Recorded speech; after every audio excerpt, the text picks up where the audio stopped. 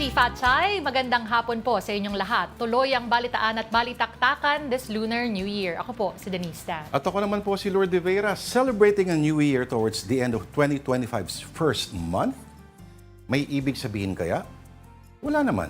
Parang every year, ganun man yata nangyayari. Well, huwag na pag-isipan, just sit tight and have some afternoon delight.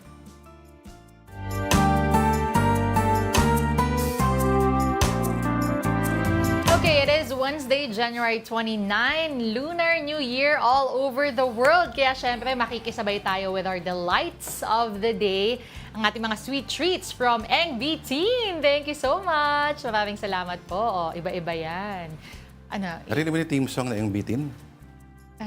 Kalimutan ko na eh. Pag kinanta ko ngayon, talaga hindi na iiwanan yung tenga mo. Isip ko, oo. Basta ang lyrics dito sa Eng Bitin, hindi ka mabibitin. Paulit-ulit lang. Kailangan ko madinig ulit. Pero pag ako'y nasa doon sa Binondo, ako'y napapadaan doon sa malaking store nila. Kung nasa si Ivan kahapon. Oo. Usually, Kamusta na kaya si Kuya? Mamaya makikibalita Si Manong tayo. pala. Manong ba yun? Manong, Kuya? Yung pinadaan kung nakadaan na. Oo. Naway nakadaan si Kuya ng matiwasay. May bati ka kanina, Kong Hipachoy, di ba? Meron daw mas tungkol sa ano yan, di ba? Sa pera. Sa pera, yes. Parang, prosperous and wealthy. Meron daw less, less crass na greeting is parang Xiao Ko Chang Kai. Parang may you smile sa Cantonese. Parang mas okay sa akin yung mas marami kang dahilan para ngumiti. Pwede. Unless Pwede naman. ang sole reason mo lang ng kaligayahan sa buhay ay pera. Okay. Yes. Sige. Depende po sa inyo kung anong i-wish nyo sa ibang tao. Pero yan ang nakagawian na bate. At mahalaga talaga yung bumabati ka. Parang energy na tinatry mo siyang ipakalat. So isang pagbati sa inyo. Paano sila babatiin, Tita D? Ng New Year? O pwede nga yun, pag Mandarin pwede kung si Fatchay. Oo. Yung kung Hey Fatchoy kasi nasanay tayo. Cantonese. Cantonese. Tama nga ba? Oo. Kung Hey Fatchay, I think is the Hokkien. Yeah. Oo, ayan, nalito na ako. Pero ito po, yung ating mga ang ating mga delights of the day. This is chorizo tikoy, which I'm very curious about. At gusto ko yung matikman yan. Na-intriga rin ako kasi may isa ring bagong flavor ang hopya nila, no? Na sisig hopya. Correct!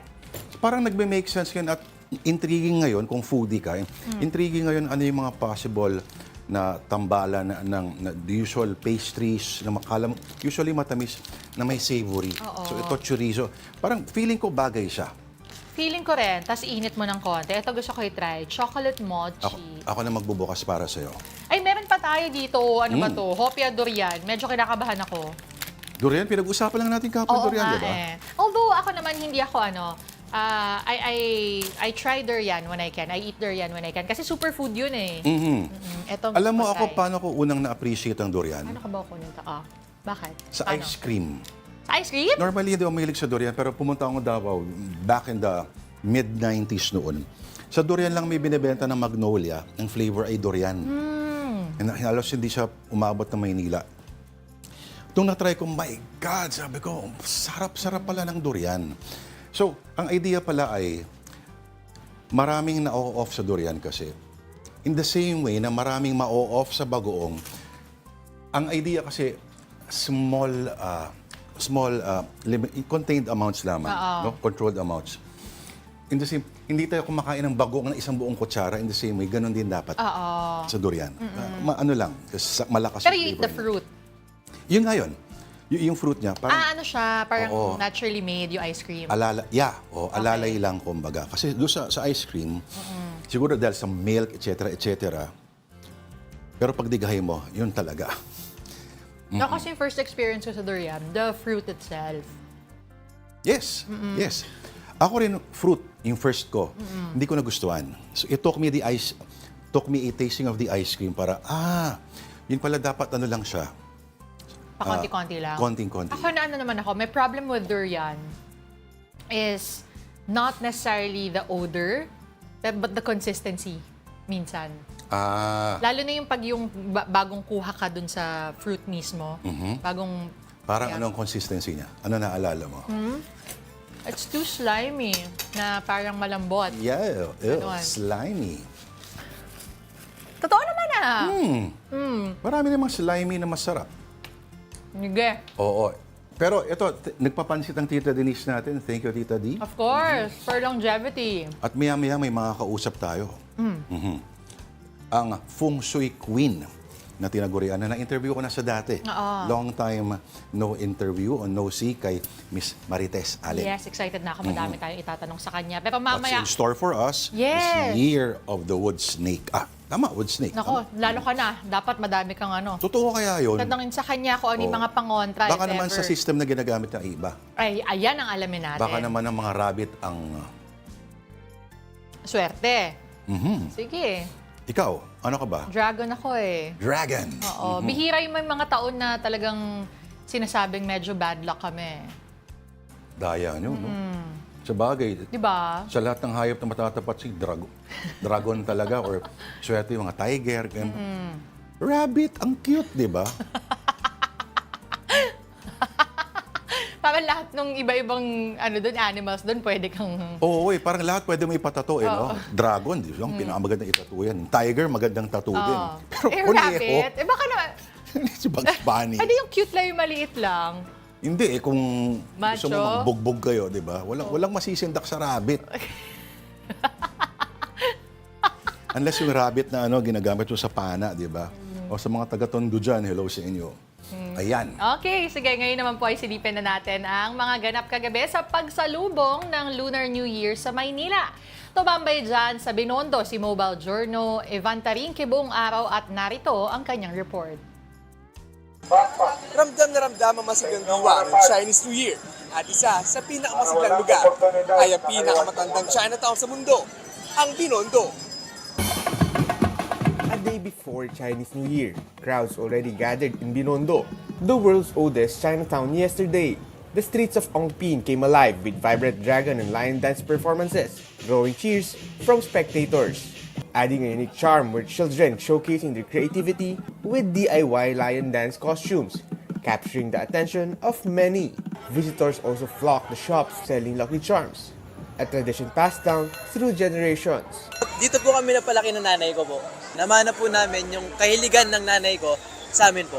Lucky charm bracelets are a hit among shoppers, priced at an affordable 50 pesos. Other popular items include Lucky Gabi, Luya, and Palay, starting at just 35 pesos. For some, the trip to Binondo is about experiencing Chinese New Year celebration firsthand.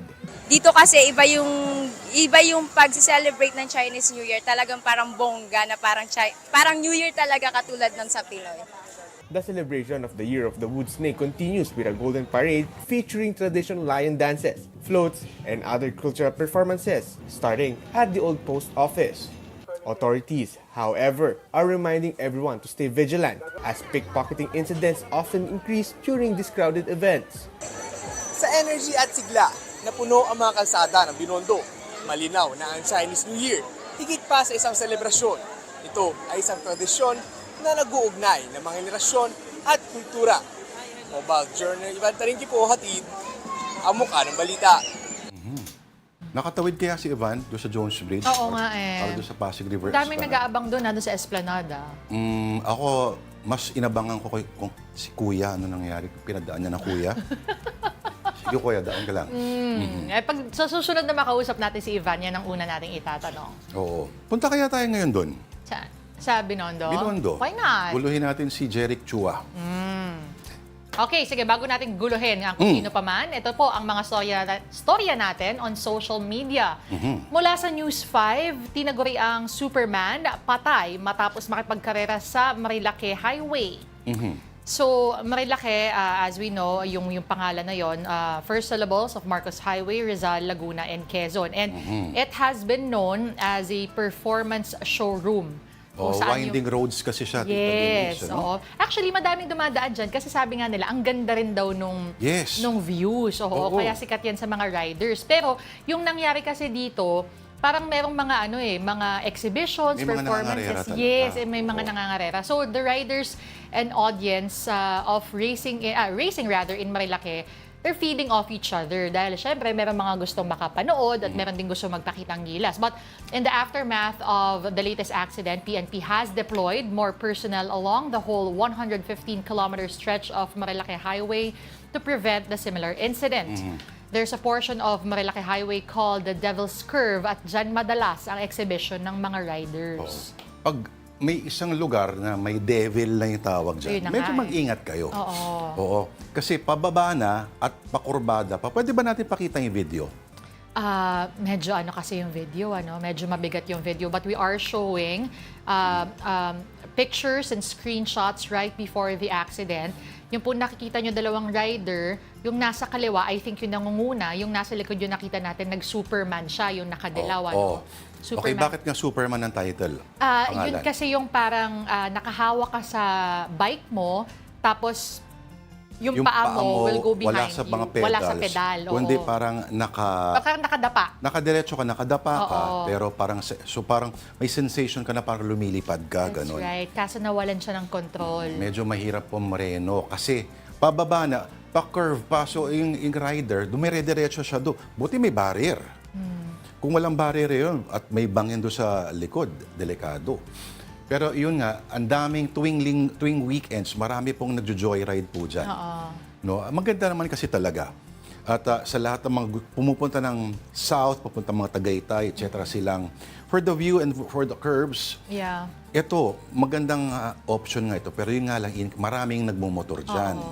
Ay nako, ingat-ingat lang po, no? Because it's also not just always about how you ride, but the people around you. Correct. Kasi dito, unfortunately, kaya hindi natin maipakita rin yung video ay dahil meron ngang yumao, At I believe merong 6 o 7 pa na nadamay, na injured daw at the moment. Dito mo makikita rin yung halaga ng, yung helmet mo ay hindi expired, yung helmet mo ay hindi peke. Yung helmet mo can actually protect you against major crashes. Yes. At yung halaga na kung bakit kailangan ninyong magsuot ng protective whole body outfit Correct. pagdating sa motor. Yung mga kumakaskas kasi, yung mga sumisemplang na kita mo yung thigh talaga nila, yung talagang Scraped off. Oo. Kahit kung yung mga nakaano lang, yung alam mo maninipis na mga pants, yari kayo doon. Kaya nga, jeans na makapal or yung mga thick leather na May mga mga nabibili talaga eh. Actually, Yes. may kamahalan po ayun. Yeah. Alam ko mga nasa 5 digits yung iba sa mga ganun eh. Na-gear, oo.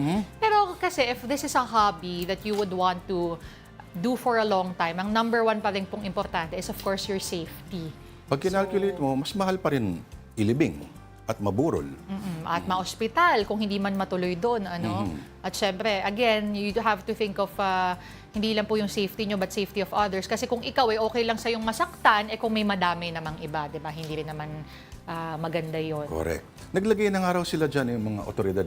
Naglagay na sila na parang, anong tawag doon? Yung parang mga para mapigilan ka dire-diretso. Yung parang nagva-vibrate yung Yes, wheels mo. oo. Hindi, sa gabi, may cat's eye tawag doon, sa ibang mga ganun. Pero ito, parang hindi speed bumps eh. Pero anyway, pero mga daredevil, yung mga nais magpasiklab, nakaw. Tingnan nyo rin, ginugel ko yan, ni-YouTube ko yan eh. Na rabbit hole ako. Rabbit May hole. compilation ng mga ganyan, marilaki na mga crashes. Teka lang, may binubulong. Ano yung direct? Rumble strips. Strips, yeah. Rumble strips. Yan. Kasi parang maaalog ka, no? Pero ewan ko, tuloy ito, tingnan mo yan. Marami kasing laws of physics kasi, no?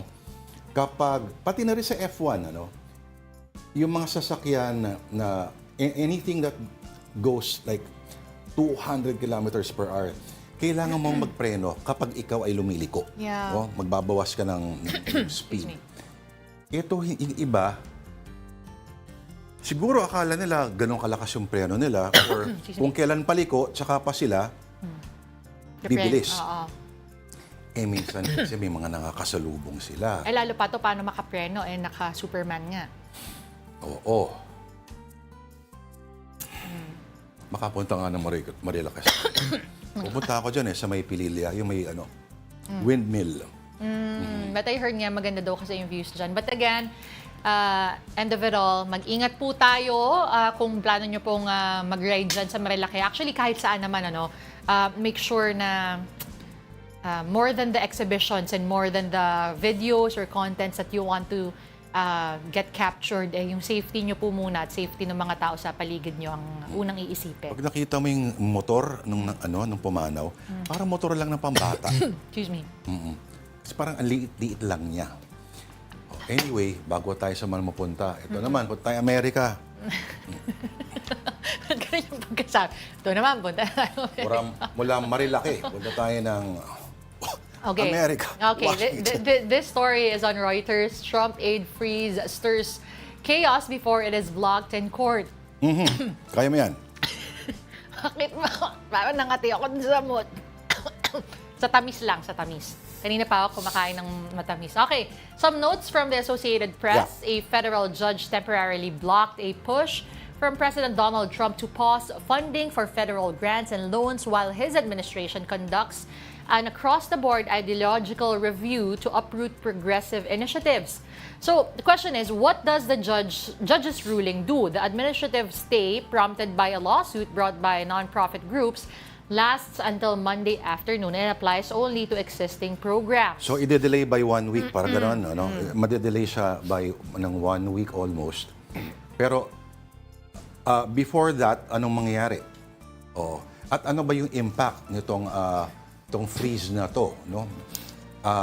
Yung Office of the Budget and Management kasi sa Amerika ay naglabas ng memo na ito nga ititigil yung mga funding for programs. At karamihan sa mga programs na to ay bayarin sa mga doktor, sa mga teachers. At ang ruling kasi ng judge, kung ang Congress lang ang may power of the purse, Congress has the power to allocate. Ang ginagawa nitong utos si Trump ay parang pinapangunahan mo yung kapangyarihan ng Kongreso para maglaan ng pera. Parang ganun mangyari kasi niyan eh. At sinasabi nga na dito mo pinapakita yung supposed yung pagnanais ni Trump na maging strong man. Pero pinapakita din nitong ng judge na to, baka ma-frustrate siya kasi ang Amerika pa rin ay may mga branches of government that are not subservient to each other, to anyone. No? Sila may functions. At kung ito ba ay nagko-cross ng party lines, hindi natin alam. No? Pero makikita mo may mga gano'n na, teka muna, pinangungunahan mo yung Kongreso. At yung isa pa dyan, yung sa Seattle, yung sa Judge sa Washington, yung utos mo doon sa ending birthright citizenship contradicts the Constitution. So, ito, nakahanap na naman siya ng nabangga, kumbaga, na pangontra. Well, the Trump administration has spoken, no? Kasi yun nga yung tanong, bakit ba nila ginagawa to? And the administration officials said the decision was necessary to ensure that spending complies with Trump's recent blitz of executive orders. The president wants to increase fossil fuel production, remove protections for transgender people, and end diversity, equity, and inclusion efforts. So, ayan. Parang ito ba yung naghahanap si Trump ng kumbaga pangdagdag doon sa pera kasi kumbaga kung magbabawas nga maapektuhan ng mga budget cuts. Oo, mga tax cuts. Yung sa tariffs, tingnan natin kung mag-sound economics ba itong mga mangyayari dito.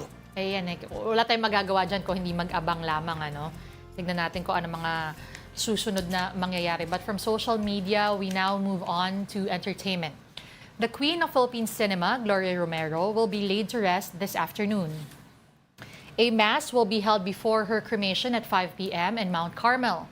Celebrities were present on the last night of her wake Tuesday, including Tirso Cruz III, Amy Perez, and Snooki Serna. Many other members of Philippine cinema also paid homage to the Queen, including FDCP Chair and Film Director Joey Reyes. Her final resting place will remain private as requested by her family.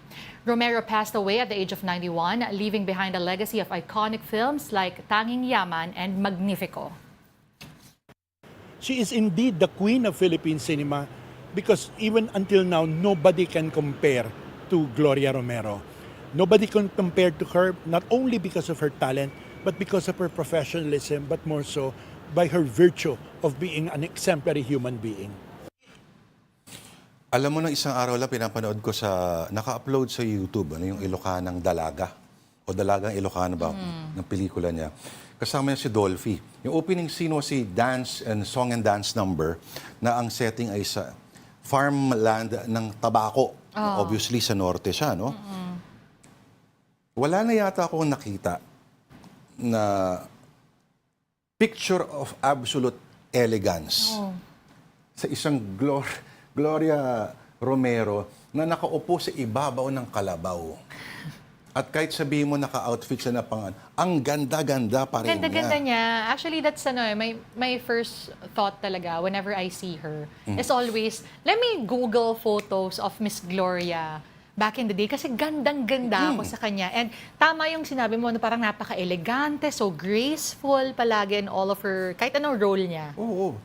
I mean, the rest of humanity, depende, ito baka si Tito Niris, baka pag nakaupo sa ibabaw ng kalabaw, maganda pa rin, ano? Pero hanapin niyo po, Ilocanang Dalaga or Dalagang Ilocana, I forget. Basta nandun pa, batang-bata pa si Dolphy, comic sidekick. Pero, alam mo yung mukhang social pa rin siya. Oo. Mukhang social pa rin si Gloria Romero sa ibabaw ng kalabaw.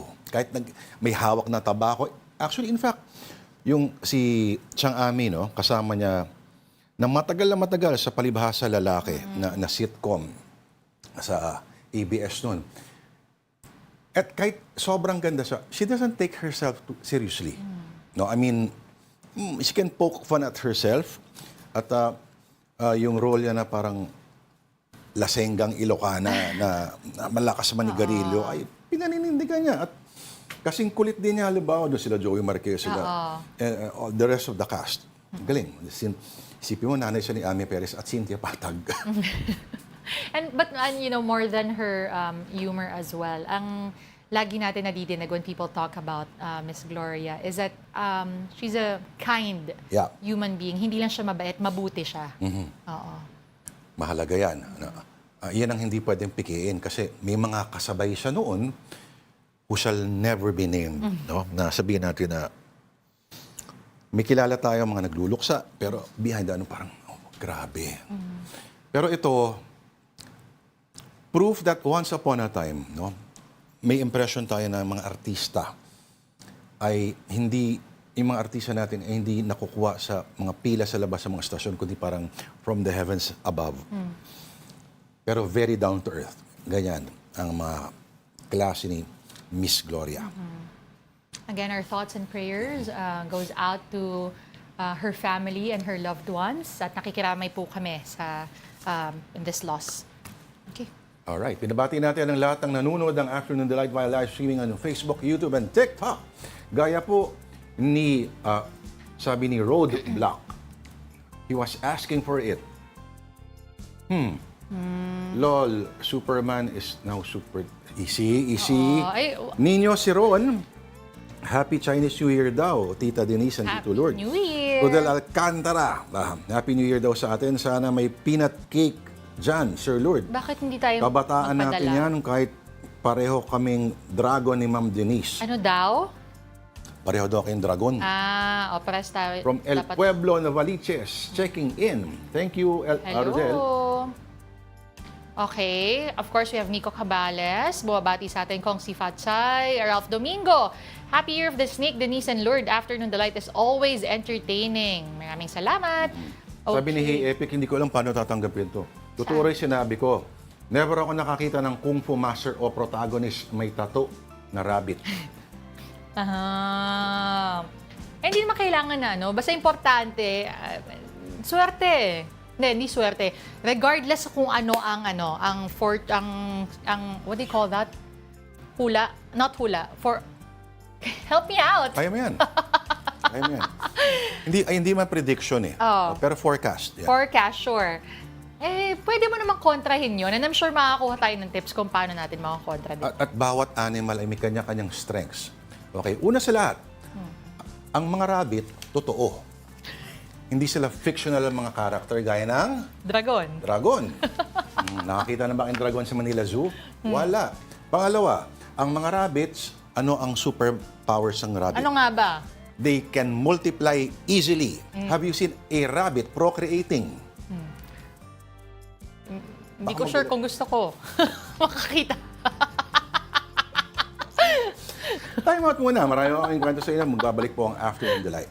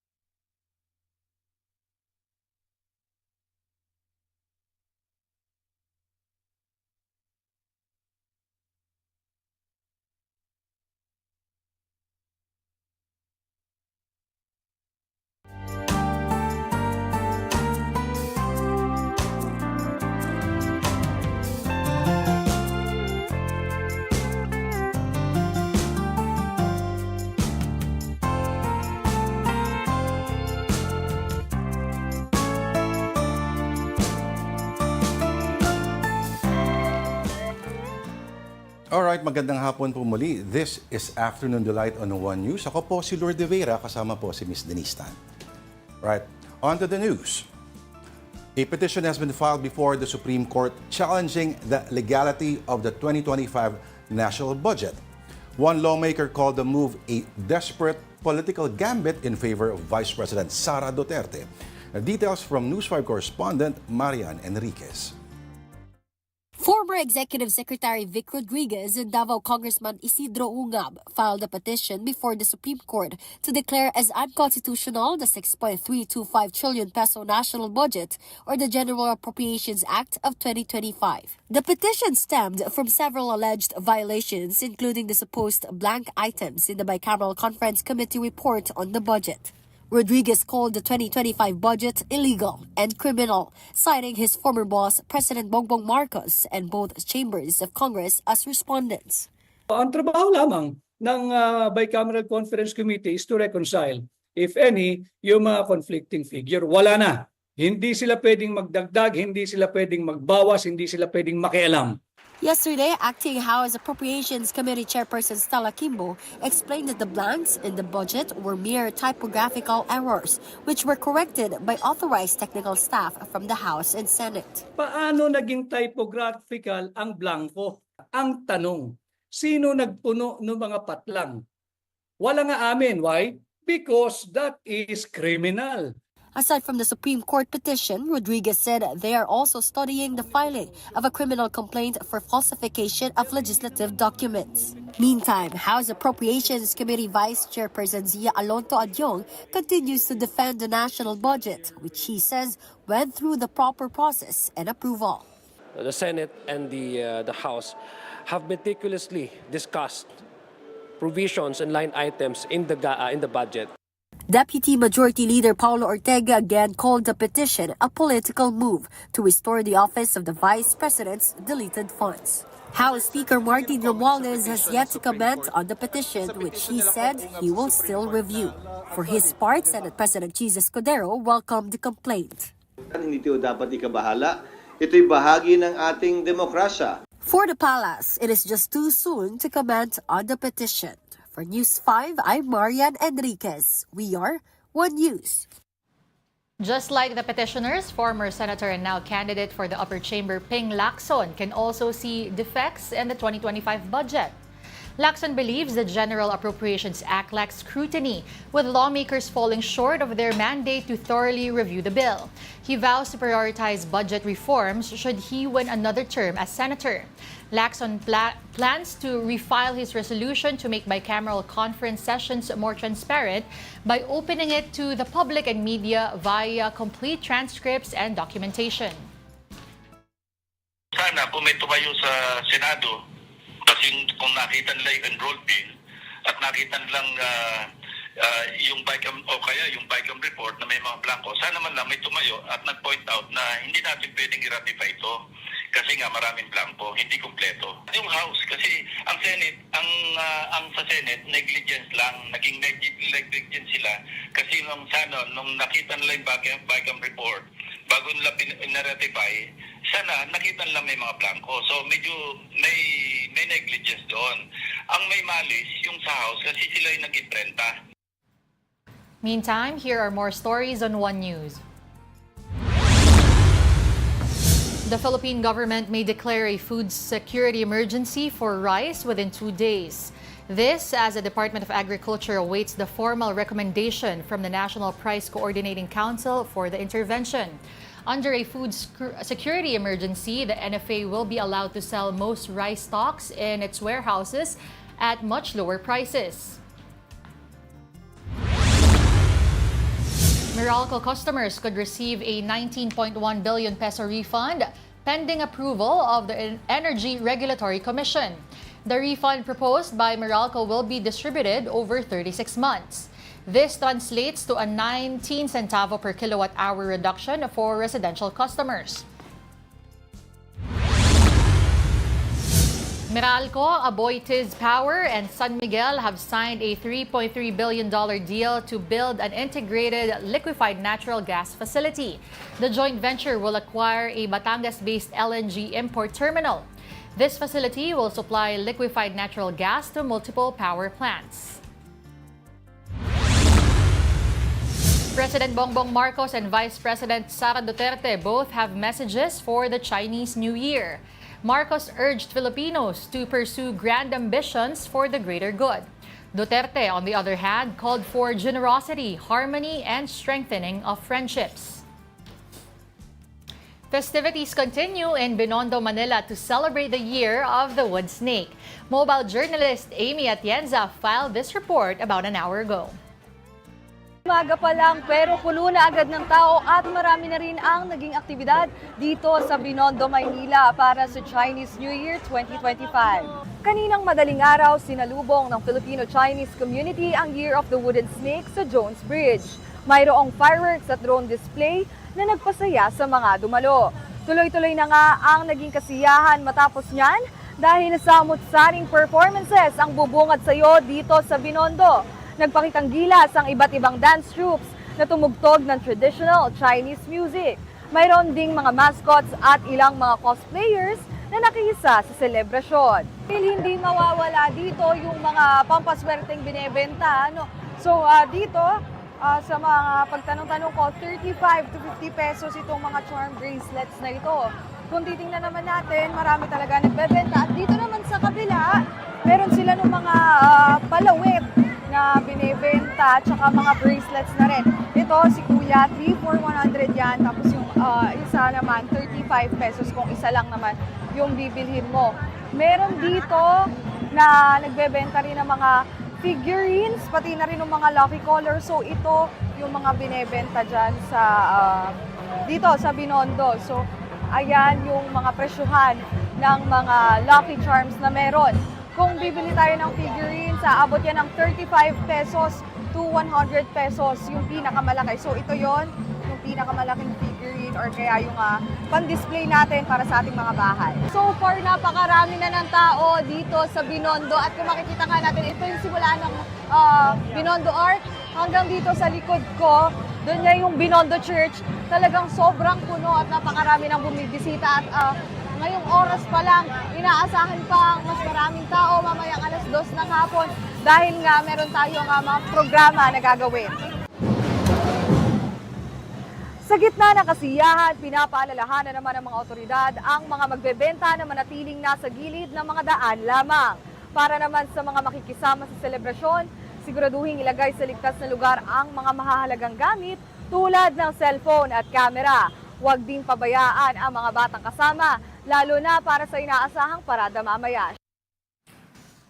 Paano naman kami sa QC? Well, Quezon City is hosting a grand Chinese New Year celebration in Banaue. Mayor Joy Belmonte led the ribbon cutting for the redesigned Chinatown this morning. Festivities also include a dragon and lion dance, street dance competition, and live musical performances. Meantime, 50 food and non-food businesses showcased artisanal delights. A fireworks display shall cap off the celebration later tonight. Okay, so the question is, what is in store for us in the year of the wooden snake? Let's ask Feng Shui Queen, Marites Allen, who joins us now via Zoom. Welcome to Afternoon Delight, Miss Marites. Hello, Miss Marites. Hello guys, Kong Hefa Choi. Thank you for thinking of me. Opo, long time no see at itong si Miss Sally Marites sa katanggap-tanggap. Pag Marites ang usapan. Salamat. Opo. Okay. Ikaw muna. Yes, Miss Marites. Nako. Ngayon pong New Year, everyone is of course asking, ano nga ba ang kapalaran namin this New Year at syempre iba-ibang animal signs? In general. Oo. Muna. Oo. Sige, in general lang po muna. Sige. So, you want me to go through the 12 animal signs? Okay lang mo ba, Miss Marites? Okay. Yung ano muna parang in general, what sort of year is in store for everyone? Yeah, okay. So generally, this is the year of the wood snake. The last time it happened was in 1965. Okay, so if a person is going to turn 60 this year, or if you are delivering a baby this year, it's going to be born in the year of the wood snake. Snake, mga kaibigan, is that, you know, pag hindi mo sila atakehin, hindi ka naman siya aatake rin sa'yo, di ba? So this is like, a year of transformation, you know, like the snake shedding off the skin. You know, everyone now is also encouraged to do the same thing. And yung ibang sometimes kasi, ang mga tao, di ba, parang matakotin sila, the fear of the unknown. Ito na yung pagkakataon na, sige na, just go with the flow, take whatever is being given to you, and at the same time, just go with the flow. Ang mga snake, mga kaibigan, is really a very independent individual. They can survive on their own. Diba? Paghayaan mo lang talaga siya maglakad papunta sa kung saan mo siya pupunta, walang mangyayari sa'yo. They won't attack unless they are provoked. Then at the same time, the year is actually, you know, we can see Philippines as we are going to actually experience the usual economic growth in Asia. So Philippines is one of the most performing economies in Asia, so which is a good news. At the same time, ano pa ba? Kung gusto mong mag-continue, especially those born in the year of the snake or the rooster, if you want to have a baby, Di ba kasi madaming nanganak ng mga Year of the Dragon kasi napakaswerte ng dragon. Hinabol yun, Miss Marites, di ba? Hinabol Yes. ng mga couples yun. Ay, grabe. As in, even for me, I assisted siguro more than a dozen of deliveries in terms of mga cesarean Oh, wow. para lang makalabas in the Year of the Dragon. So basically, the year is very good, but there's gonna be more independence because so parang if you're gonna ask me, is there gonna be more affiliations and partnerships? Independence is the key. So maraming tao magsimula ng kanilang pansariling, parang, it's now parang take it back home. Miss Marites, 2025 may eleksyon sa Pilipinas. Ang politika ho ba natin ay magiging, payapa so far o medyo interesting in the Chinese sense of the word? Yes. Alam mo, thank you so much for asking the question. When I was studying the chart of the year, the Philippines and the world, and each individual sign, you can actually see it in our almanac. Almanac 2025, mga kaibigan, is a very special kalendaryo ng feng shui. Alam niyo ba what is really, I would say parang I don't know what's the word, surprising, is the election day is on 8/12/2025, correct? Yep. Do you know that on May 12, it's actually the month of the snake. It's the day of the snake and the year of snake. So parang tatlong snake. So in a day, month, and year. So alam mo ba, kung ikaw ay politician na being born in the year of the boar or the pig, it's gonna be a contra, super contra on that date. Parang I call it like a triple whammy. Oh. So if they can, they really have to, if they can have their pangontra, mga super amulets that they can get it from Free Get Charm Life, or better yet, kailangan talaga na ng mga medalyon na tinatawag natin na panangga for that. Because, it could be, I would say there's going to be a mixture of challenges. Miss Marites, ang presidente natin ay pinanganak sa Year of the Rooster. Yes. Opo. So the year of the rooster, mga kaibigan, I would say is a comeback year because the last 2 years were like medyo parang challenges, but this year is actually a comeback year for them. Kung ang ating presidente would go out and, you know what I mean, like sell the country to another, get some investments, I should say, from another country, it would be very good. He can capitalize on bridging gaps together because the networking star for the rooster is very, very strong. Miss Marites, meron akong friend, nagpapatanong, paano naman yung Year of the Rabbit? Alam naman natin in nature, di ba? Kung anong ginagawa ng mga ahas sa mga kuneho. Yes. Grabe naman. Totoo ba na sila'y pinakamalas daw ngayon na sign? Hindi naman. I think, I would say, sabi ko nga, natuto ako mag-feng shui because in the good old days, many years ago, it's been my 30 years in practicing feng shui and it's been 21 years in this country. When we say, hindi naman totoo na kunyari malas yung mga rabbits, the rabbits actually has the so-called future prosperity star number 9.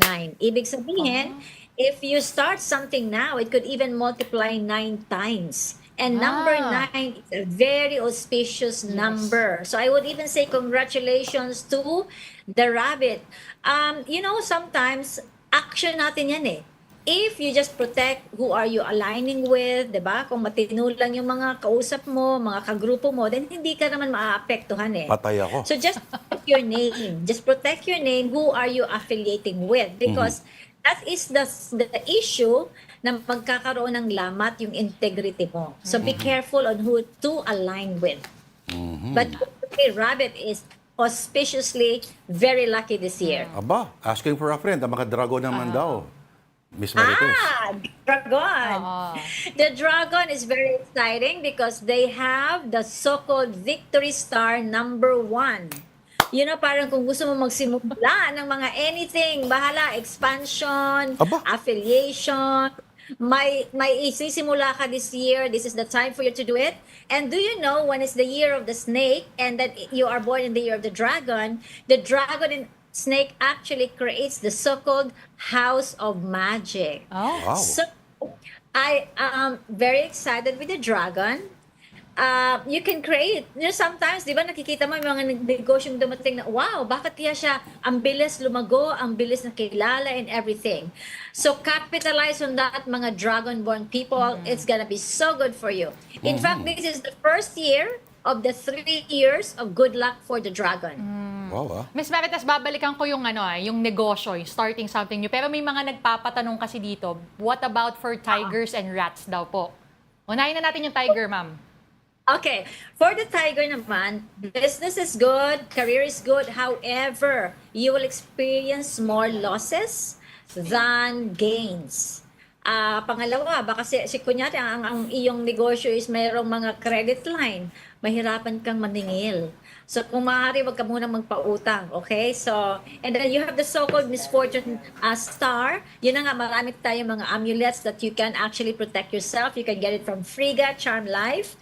Yung mga rat naman, kasama parehas ni tiger, is meron silang tinatawag na parang injury star. Aray. Injury would also be parang rub away from you. Kunyari, promotion. Nag-promise sa'yo, tapos maya-maya, promoted ka nga, wala ka namang increase in salary. Parang ganun ba? Or sa'yo na, wala pa. Or kahit sa pag-ibig, pwedeng nakawin yung partner mo. Nako, maraming ganyan, ma. Miss Marites, So, mag-ingat. Porque Year of the Snake ba, swerte rin daw ang mga snake? Not, ganun ba yun? Not necessarily, di ba? Yes, actually may mga we go with the so-called in feng shui, we call it forecast. Hindi po siya prediction. Prediction is parang set in stone. Forecast is actually most likely what's gonna happen. Now, every year kasi we follow a certain parang flowchart or roadmap. Nakikita natin yan sa almanac. So the snake actually has the so-called victory star number 1. Simula. And this is your year. Your year only happens every 12 years, right?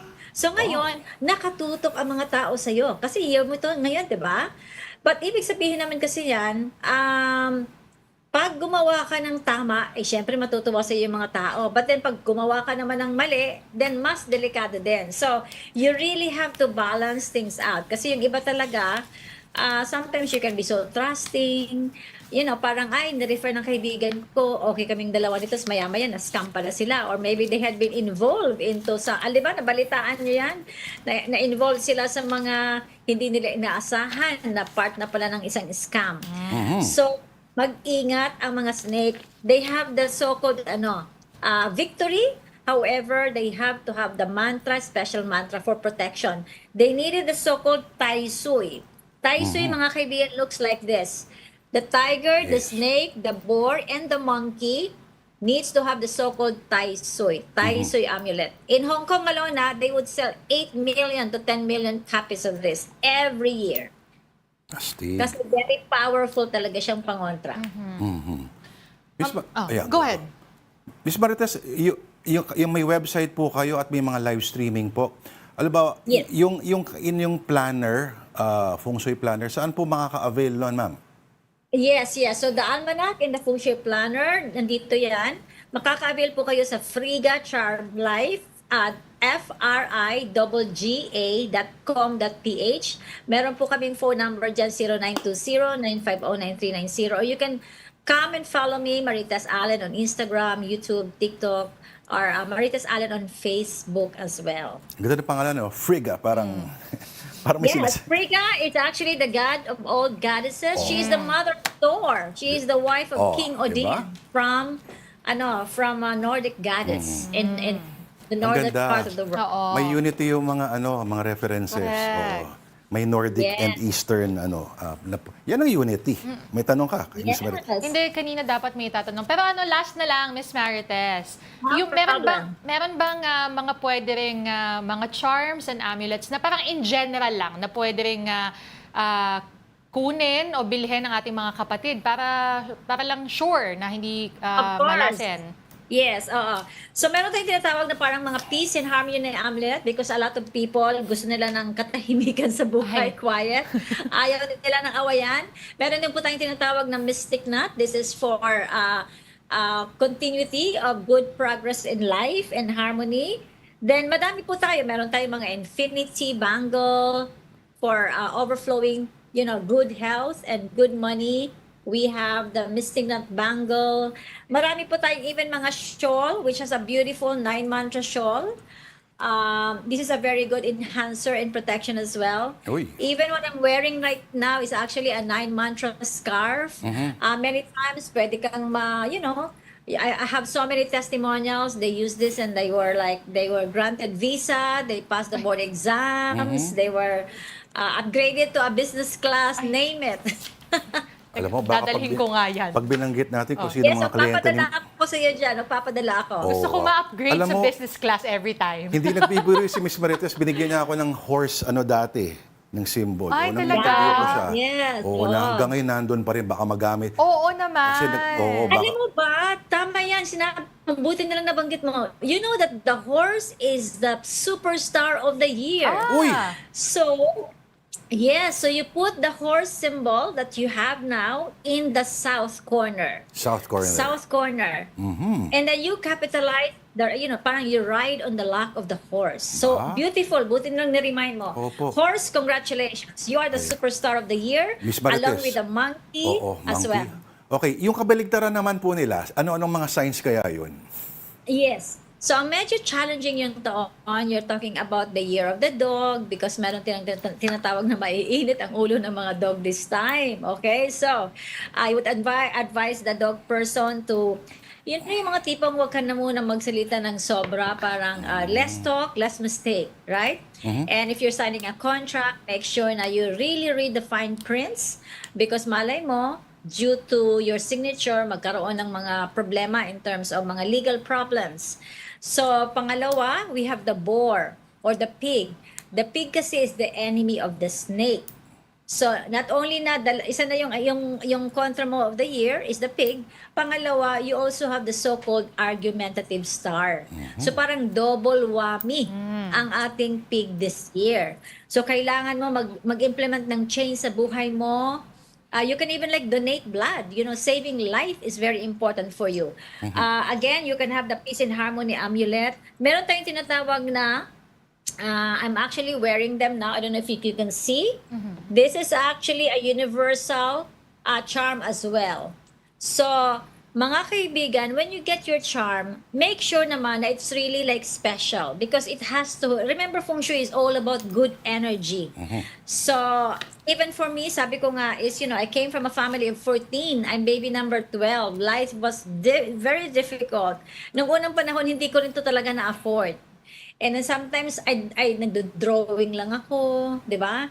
Kasi nga at least it's good energy. Rather than bibili ka, mura nga siya, but then, you know what I mean? The symbol, because when you make an amulet, it has to be done in the right time, is in the right moment, meron siyang sukat, hindi lang po siya basta-basta.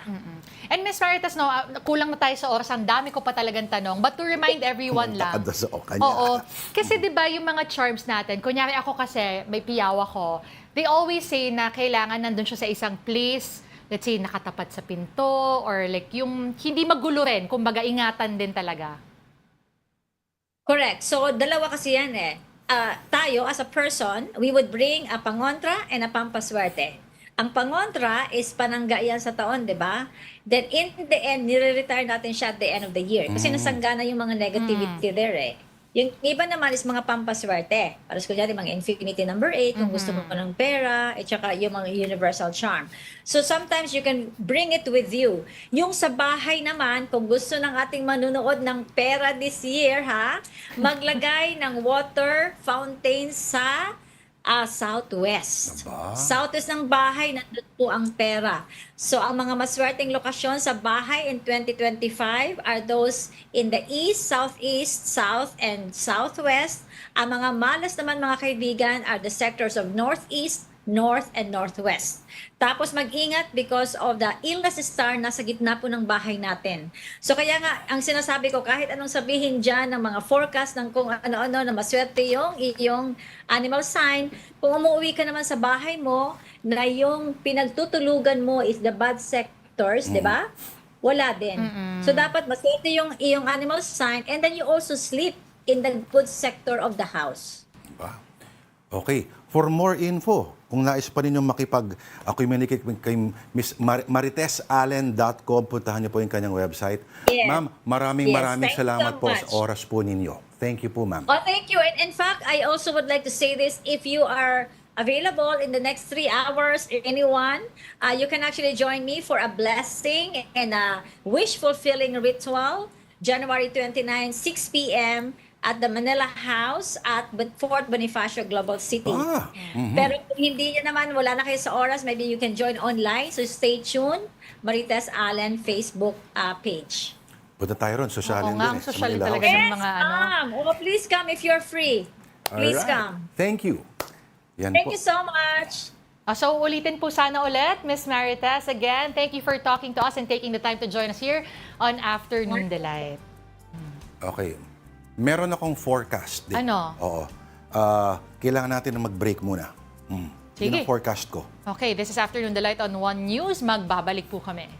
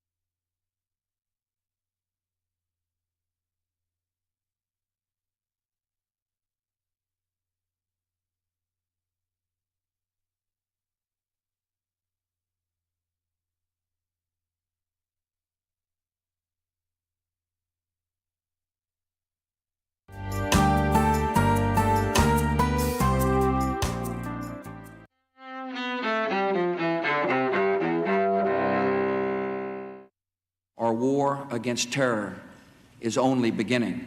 January 29th, 2002, just months after the September 11th attacks, President George W. Bush warns terrorists still threaten the United States. Bush also singles out three nations during his first State of the Union address: North Korea, Iran, and Iraq. States like these and their terrorist allies constitute an axis of evil, arming to threaten the peace of the world. 1998, a bomb rocks an abortion clinic in Birmingham, Alabama. The blast kills an off-duty policeman working as a security guard and critically injures a nurse. Years later, the bomber, Eric Rudolph, an anti-government extremist, is caught. He pleads guilty to that bombing and others in the South, including the Atlanta Olympic Park blast. Rudolph gets life behind bars.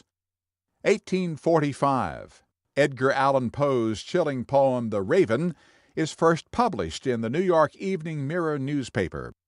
1936, Ty Cobb and another baseball legend, Babe Ruth, are named the first members of the Baseball Hall of Fame in Cooperstown, New York.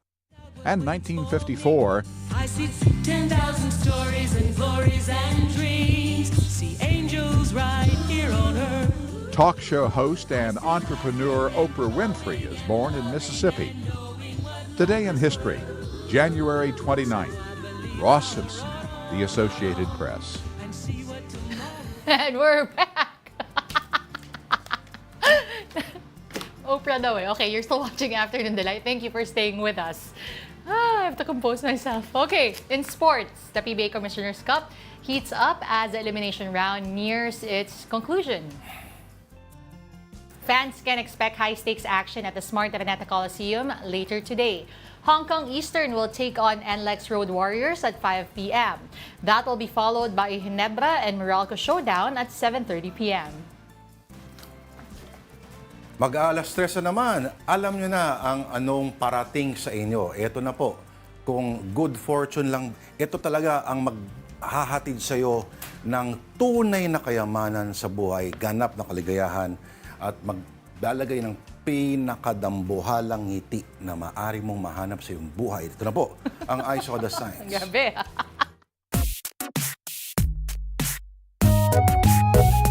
Anong edisyon natin, Tita D? Napa-credit to owner ulit ng ating mga Afternoon Delight viewers. Unang-una, galing kay Rainier Sagin. Plastic. Minsan nasa basurahan, minsan kausap mo na. Aro! Grabe. Number 2, kay Rainier Sagin pa rin galing. Grabe naman to. Oo. Motorcycle and toilet in one. Yan yata yung kailangan ng tatay ko. Oo. Okay, number 3, mula sa avid viewer natin, of course, meron pa ba? Magsi Alcantara. Okay, 2 pictures. Isa sabi, Mama, makipaglaro ka muna sa mga bata sa labas. Bata sa labas. Pinapo sa krus. Grabe naman to. Ito galing kay Magsi ulit. Yung, ayan, pakita natin, yung tropa mong supportive sa pag-move on mo. Aba. Ano nakasulat? Congratulations, Titan Lusanta, for moving on. Ano yung ginawang TARP? From moving on his TARP relationship, past relationship. Oo. Tama naman. Suportahan mo. Baka kailangan niya, di ba? Oo. Okay, that will have to do it for us this Wednesday, Hamp Day, January 29. Thank you for watching Afternoon Delight.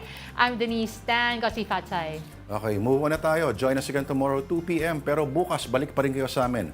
Ako po si Lord De Vera. This is Afternoon Delight. Have a delightful afternoon.